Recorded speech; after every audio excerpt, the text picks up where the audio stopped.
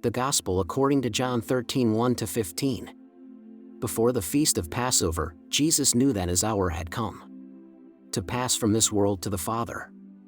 He loved his own in the world, and he loved them to the end. The devil had already induced Judas, son of Simon the Iscariot, to hand him over. So, during supper, fully aware that the Father had put everything into his power, and that he had come from God and was returning to God, he rose from supper and took off his outer garments.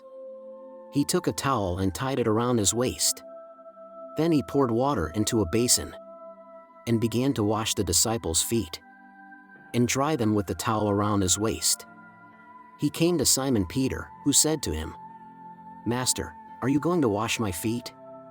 Jesus answered and said to him, "What I am doing, you do not understand now, but you will understand later." Peter said to him, "You will never wash my feet." Jesus answered him, "Unless I wash you, you will have no inheritance with me." Simon Peter said to him, "Master, then not only my feet, but my hands and head as well." Jesus said to him, "Whoever has bathed has no need except to have his feet washed, for he is clean all over. So you are clean, but not all." For he knew who would betray him. For this reason, he said, "Not all of you are clean." So when he had washed their feet and put his garments back on and reclined at table again, he said to them, "Do you realize what I have done for you?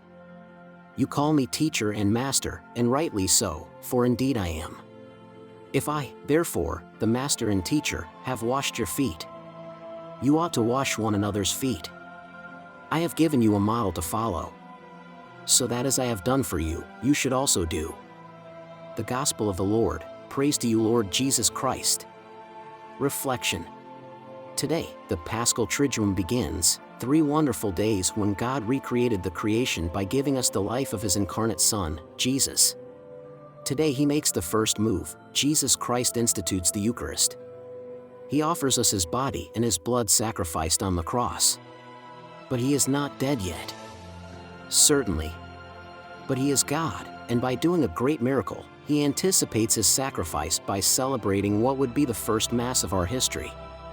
He will die sacrificed for us, but before, he has already given us his sacrifice so that we can be nourished by him everywhere and at all times. A limitless love.